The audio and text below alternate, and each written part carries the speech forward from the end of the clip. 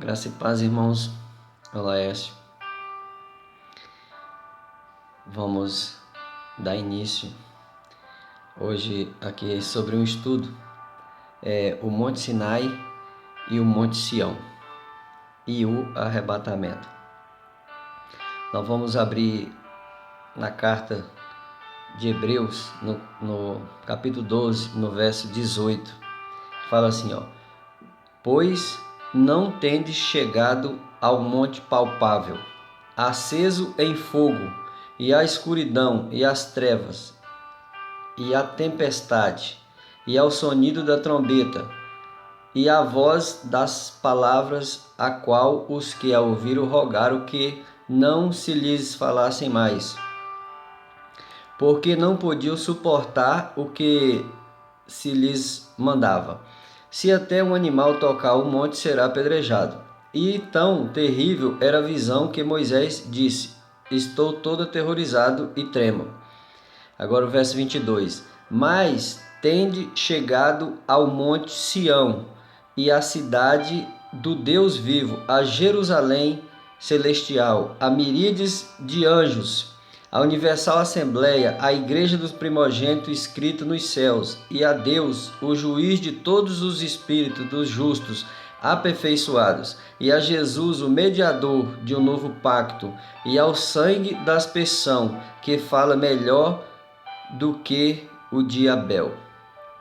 Então, a gente vê aí, aqui o capítulo 12 de Hebreus, já começando no verso 1, esse capítulo fala o capítulo todo sobre a santidade, né? Sobre a provação, lá nos primeiros versículos vem o sofrimento da nossa vida, porque nós somos filhos, né? E qual filho que o Senhor não corrige? Aí vem que para a gente olhar para o sacrifício de Jesus na cruz, porque ele carregou, né, a cruz, foi massacrado, né, a favor das nossas vidas, e depois ele fala, né, sem santidade, sem seguir a paz a todos, ninguém verá Deus. E aí depois os próximos versículos do capítulo, né, até os últimos, vai falar, né, do arrebatamento, que vai falar do Monte Sinai e Monte Sião. Então, aqui no capítulo 12, no verso 18, no primeiro versículo, fala assim, pois tende chegado ao monte palpável, acesa em fogo, pois não tende chegado ao monte palpável, acesa em fogo, e a escuridão, e as trevas, e a tempestade. Então, da onde o escritor de Hebreus tirou isso? A gente vai ver, né, que o Monte Sinai, e depois ele falou assim, mas tende chegado ao Monte Sião. E a gente vai ver também na Bíblia o que é o Monte Sião, o que é o Monte Sinai e o que é o Monte Sião. Então, aqui a gente vai lá em Êxodo, no capítulo 19, lá no verso 1, já fala assim, no terceiro mês, depois que os filhos de Israel haviam saído da terra do Egito, no mesmo dia chegaram ao deserto do Sinai, né, que é o Monte Sinai. Agora, veja no versículo 10 de Êxodo 19 ainda, que ele fala assim, disse mais o Senhor a Moisés, né? Que o Moisés subiu ao Monte Sinai, né? Disse o Senhor a Moisés, né? Vai ao povo e santifica-os hoje e amanhã e lavam as suas vestes. Por exemplo, a gente já falou isso, em quase todos os vídeos eu falo isso, né? Segunda carta de Pedro, no capítulo 3, no verso 8. Mas um dia para o Senhor é como 1000 anos como um dia. Moisés, no Salmos 90, no verso 4, falou assim, o dia de ontem para o Senhor é como 1000 anos. Então, para a gente ver a simbologia das coisas. E então ele fala assim, santifica hoje e amanhã, né? Então esse hoje aí, ele simboliza 1000 anos, e o amanhã, ele simboliza também 1000 anos. Agora prestem atenção que ele lá no verso 14, ele fala assim, então Moisés desceu do monte, estou lendo agora Êxodo 19, verso 14. Então Moisés desceu do monte ao povo e santificou o povo, e lavaram seus vestidos, e disse ele ao povo, estai pronto para o terceiro dia. Viu aí? Então eles lavaram as vestes, né, do primeiro dia, no segundo, se santificaram, e falou, estejam prontos para o terceiro dia.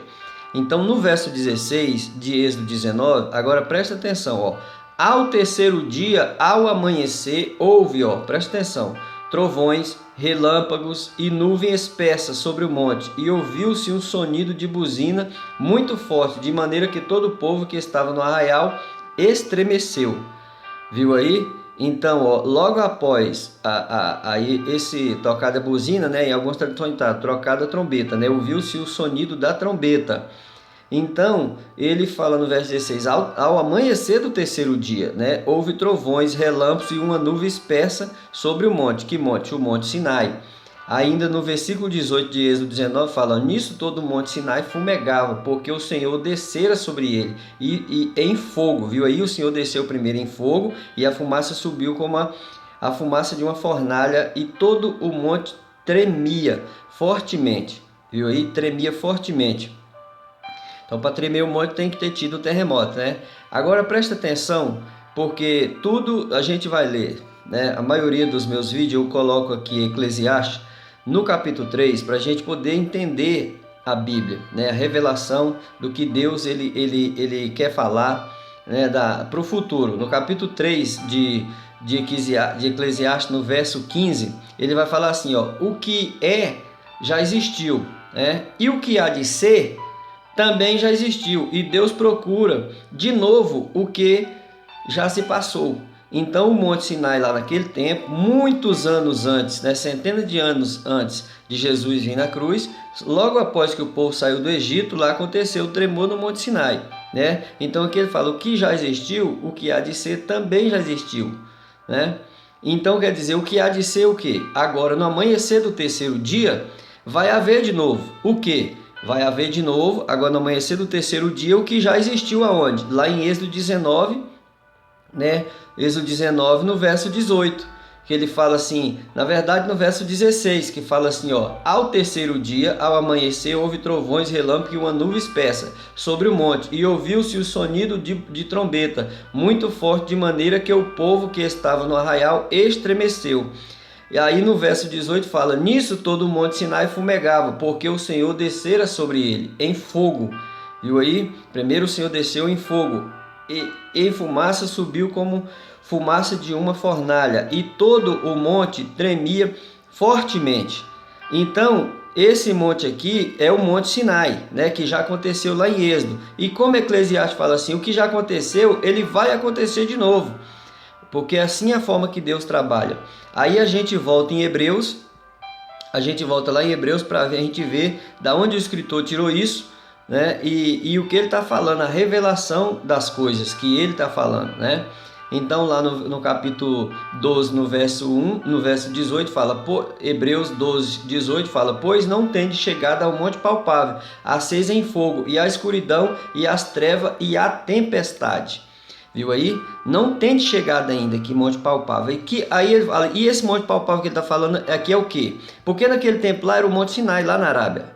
O Monte Sinai era na Arábia, né? Então a gente está, vamos falar aqui do Monte Sinai primeiro. O que é esse Monte Sinai? O que simboliza ele na palavra? Dentro da palavra, eu não vou falar coisa da minha cabeça aqui, tá? Então, no capítulo 4 de Gálatas, fala assim, fala dessa forma assim, lá no capítulo 4, no verso 22, está escrito assim, porque está escrito que Abraão teve 2 filhos, um da escrava e outro da livre. Todavia, o que era da escrava nasceu segundo a carne, mas o que é da livre por promessa.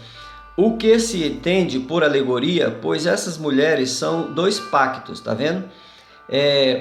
Um do Monte Sinai, tá vendo? Que dá à luz filhos para a servidão, e que é Agar. Ora, esta H é o Monte Sinai, tá vendo? Na Arábia. Então, a Bíblia está dizendo que o Monte Sinai é na Arábia.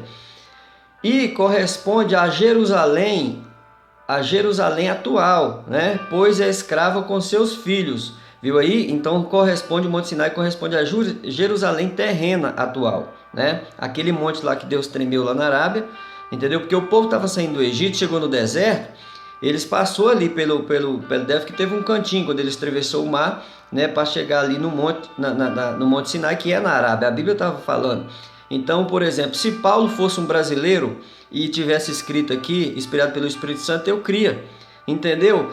E mesmo ele sendo inspirado pelo Espírito Santo, Paulo era um judeu, ele morava ali naquela região, também era um cidadão romano e muito influente, muito inteligente. Apesar que ele falou que aquelas coisas lá da inteligência dele, a teologia que ele fez lá com Gamaliel, para ele é como se fosse esterco. Mas esterco também serve para adubar, né? Então ele falou assim que aquilo lá era como se fosse esterco, que ele preferia a graça de Jesus, porque ele perseguia. Quando ele teve um encontro com Jesus, ele foi perseguido e perdeu tudo. Aí a Bíblia fala em capítulo 4 de Filipenses, né, que ele viveu a viver, aprendeu a viver em todas as circunstâncias, até fome passou. Ele fala no capítulo 4, no verso 12, 11, ele fala, né, que em todas as circunstâncias ele aprendeu a viver, aprendeu na bonança. A bonança é quando ele tinha o que comer, né, almoço e janta. Provavelmente andava de navio, de pé, era apedrejado, era escanteado, queriam matar ele. Essas coisas todas. Ele falou que aprendeu a viver em bonança, né? Ele tendo o que comer. Ele aprendeu também a viver em escassez e aprendeu a passar até fome. Do capítulo 4 de Filipenses, do verso 12 ao do verso 11 ao verso 12. Aí no verso 13, ele fala assim, em Filipenses 4:13, ele fala: aí eu tudo posso naquele que me fortalece, ou seja, aquele que fortalece ele, que é Jesus, que nos fortalece também, permitiu ele passar por todas aquela coisa para ele gloriar no nome de Jesus. Por isso que ele falou, quando eu sofro, quando eu estou fraco, aí é que eu estou forte, porque o poder de Deus aperfeiçoa na fraqueza. Entendeu? Então, a Bíblia, irmãos, ela dá a direção do cristianismo, das coisas. Quer carregar a cruz?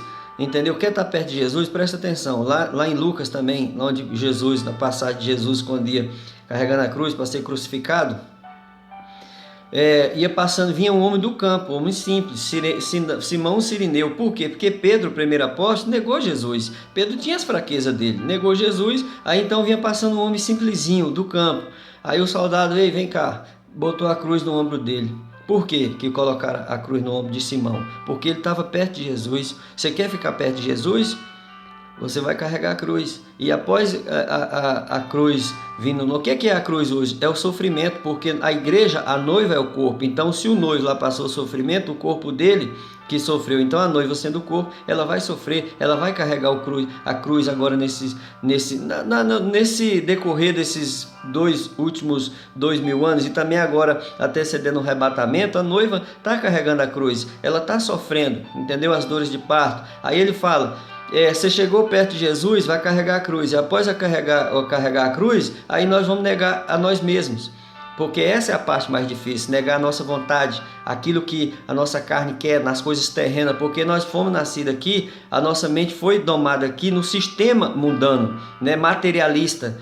Então, para você ser alguma coisa no sistema material, até mesmo em todas as áreas que você vai, você tem que ser algo, né? Você tem que ser o quê? Ser um engenheiro, ser um médico, ser... Não é pecado isso? Não, mas se você não ser, você não é nada. Se você for igual o Paulo, largar tudo aquilo que ele tinha, a teologia que ele tinha com Gamaliel, se for alguma denominação e você não tiver teologia, você nem pastor pode ser, você não pode pregar. Eu não sei por quê, porque eu não sei se unção vem de baixo, vem de teologia, unção vem de cima. Porque Paulo foi ungido por Jesus, ele tinha teologia. Depois que ele foi ungido por Jesus, ele falou que lá não serviu mais para nada.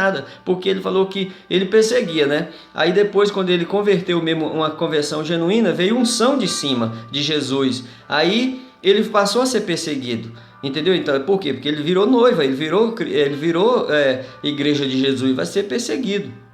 Então, eu vou parar com esse vídeo aqui e vou dar continuidade na segunda parte aqui do Monte Sinai e o Monte Sião. Amém? Graça e paz, que o Senhor abençoe a sua vida e que te dê muita paz, e que você olha para esse vídeo e não fique assustado, né, para esse estudo, e é para que você possa despertar, né, porque Jesus está voltando. Amém? E que o nome de Jesus seja glorificado. Eu peço que o Senhor abençoe você e a sua família, e que você dê um like no vídeo, compartilhe o vídeo nesse estudo nas redes sociais, para que o nome do Senhor seja glorificado e que almas venham a ser alcançadas, venham a ser libertas em nome de Jesus. Amém?